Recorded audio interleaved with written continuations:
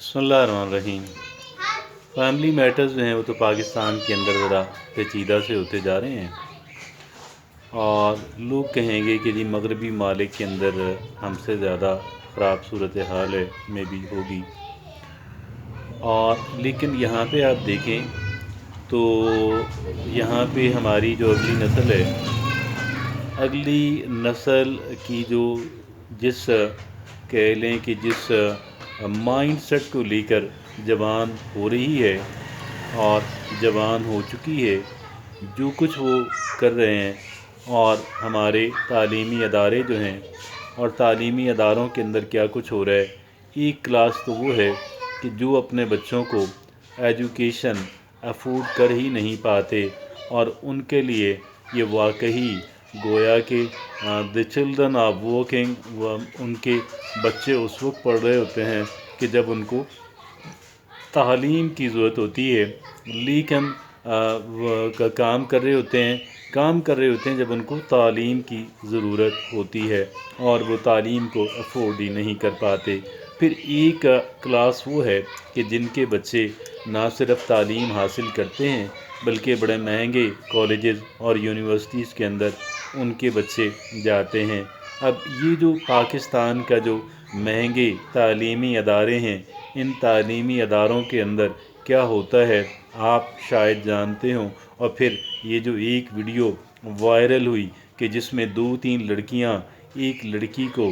لٹا کر اس کو مار رہی ہیں، بہت گندی گالیاں دے رہی ہیں، اور اس وجہ سے دے رہی ہیں کہ اس لڑکی نے ان لڑکیوں کی ایک ایسی ویڈیو بنائی تھی کہ جس میں وہ لڑکیاں ڈرگز استعمال کر رہی تھیں، چرس اور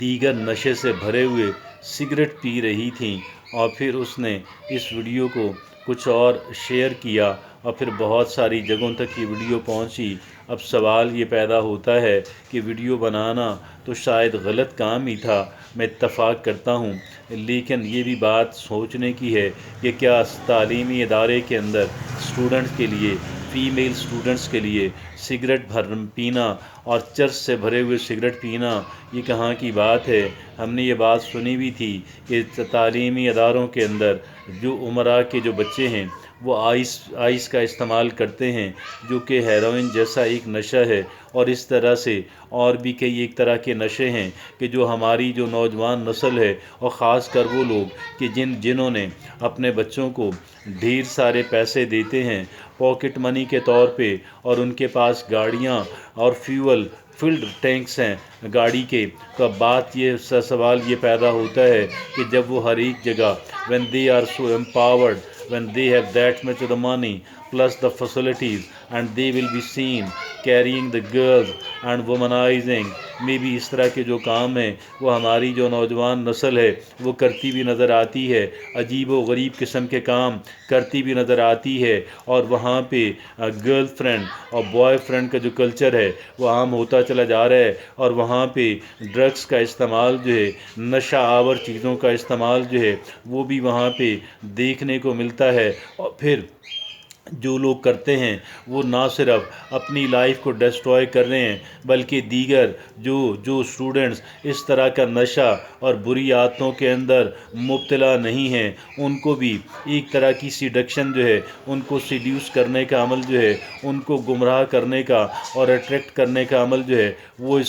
وہ بھی یہاں سے پیدا ہوتا ہے۔ اب یہ کس کی ذمہ داری ہے؟ یہ ان والدین کی ذمہ داری ہے کہ جو اپنے بچوں کو ان کے نظر نہیں رکھتے، اور بہت سارے پیسے پاکٹ منی کے طور پر پارٹیز کے لیے اور مختلف طرح کی چیزوں کے لیے دیتے ہیں، اور پھر ان پہ نظر بھی نہیں رکھتے۔ سوال یہ پیدا ہوتا ہے کہ جو مہنگے تعلیمی ادارے ہیں، کہ جو ایکسپینسو ایجوکیشنل انسٹیٹیوٹس ہیں meant for the elite class, what they people are doing, why don't they take care what is happening inside their campus؟ ان کو اس بات کا خیال کیوں نہیں ہے کہ ان کے کیمپس کے اندر کتنے عجیب و غریب قسم کے کام ہو رہے ہیں، کہ جن کاموں کو روکنا اور اس تعلیمی ادارے کی اس تعلیمی ادارے کے مالکان کی انتظامیہ کی اپنی پہلی ذمہ داری ٹھہرتی ہے۔ اگر وہ یہ کام نہیں کریں گے تو سوال یہ پیدا ہوتا ہے، اگر ایک بچہ، پہلی بات تو یہ ہے کہ اگر ایک لڑکا اور لڑکی اگر وہ ان کاموں کے اوپر لگ گئے تو کیا وہ اپنی تعلیم کو مکمل کر پائیں گے؟ بالکل بھی نہیں کر پائیں گے۔ لیکن اگر فرض کر لیں وہ ڈگری حاصل کر بھی لیں تو جس طرح کی عادات ان کو پڑ گئیں، جن ڈرگس کو استعمال کرنا انہوں نے شروع کر دیا، کیا اس کے استعمال سے ان کی جو لائف ہے، ان کی جو زندگی ہے وہ ڈسٹروائے نہیں ہوگی، وہ تباہ نہیں ہوگی؟ وہ یقیناً ہو جائے گی۔ اب پھر یہ کس کا قصور ہے؟ کون رسپانسبل ہے؟ کیا وہ لڑکے لڑکیاں خود رسپانسبل ہیں؟ مے بی ان کی نوعمری کے دور میں ان کو شاید اس بات کا علم نہیں ہے، وہ اس بات کی سیویریٹی کو، وہ اس بات کی گریوٹی کو، وہ اس بات کی شدت کو، وہ اس بات کی اہمیت کو شاید اتنا نہ سمجھتے ہوں۔ لیکن والدین کہ جو ان بچوں کو، جو بہت میچیور ایج کے اندر ہیں اور جن کی رسپانسبلٹی ہے کہ وہ اپنے بچوں کے اوپر نظر رکھیں، وہ تعلیمی ادارے جو ڈھیروں فیسیں لیتے ہیں، جن کی مینجمنٹ کی یہ ذمہ داری ٹھہرتی ہے کہ وہ کیمپس کے اندر ایک ڈسپلن قائم کریں اور اس ڈسپلن کو مینٹین کریں، وہ انتظامیہ کہاں پہ سوئی بھی ہوتی ہے؟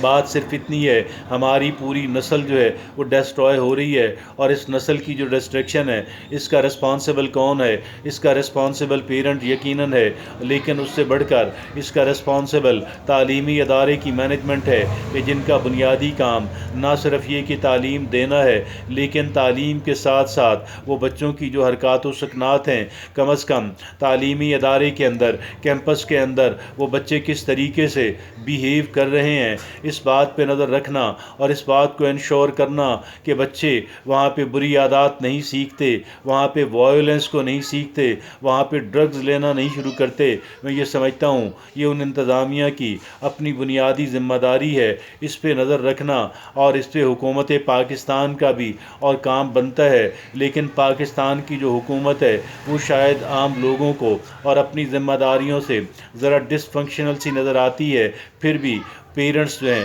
وہ کبھی بھی اس بات کو اگنور نہیں کریں اور اس بات کو لائٹلی نہ لیں کہ ان کا بچہ اگر وائلنس جو ہے اس نے اڈاپٹ کر لی، لڑائی بھڑائی کا کام شروع کیا، پارٹی کلچر اپنایا، ڈرگز لینا شروع کر دیں، یہ بچوں کے والدین جو ہے ایسے تعلیمی اداروں کا بالکل بائیکاٹ کریں، ان کو ذلیل کریں، ان کی اکاؤنٹیبلٹی کریں، اور وہاں سے اپنے بچوں کو نکال کر ایسے تعلیمی اداروں کے اندر داخل کروائیں کہ جہاں پہ تعلیم کے ساتھ ساتھ اگر پراپر تربیت نہیں ہے تو کم سے کم ایک بات کو انشور کیا جا سکے، اور وہ ایک بات یہ ہے کہ ڈسپلن کو کیمپس کے اندر ہر حال کے اندر، ہر صورت کے اندر قائم رکھنا ہے۔